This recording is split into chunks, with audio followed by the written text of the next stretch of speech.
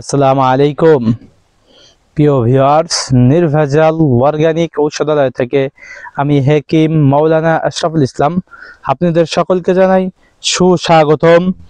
আমি যে গাছের সামনে দাঁড়িয়ে আছি, এই গাছটাকে বলে মটমটিয়া গাছ বা বন তুলসীও বলে। আপনি কি বনের সমস্যায় ভুগছেন?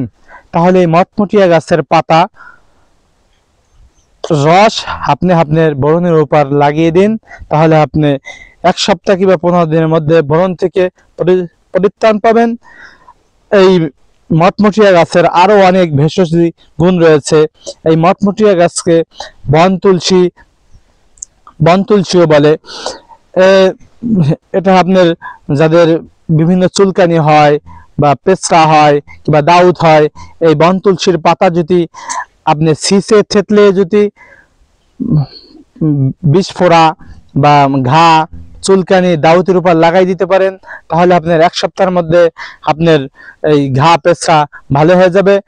আর এই বন তুলসীর দেখেন ফুলটা কত সুন্দর দেখতে দেখা যায়, আর এই পাতাটা অনেক স্মাইল, একটু দেখেন এইটা প্রায় পুদিনা পাতার মতন লাগে। তাই বন তুলসী যারা যারা ইউজ করছেন তারা আমাদের পেজে ফলো দিয়ে আমাদের সাথে থাকুন।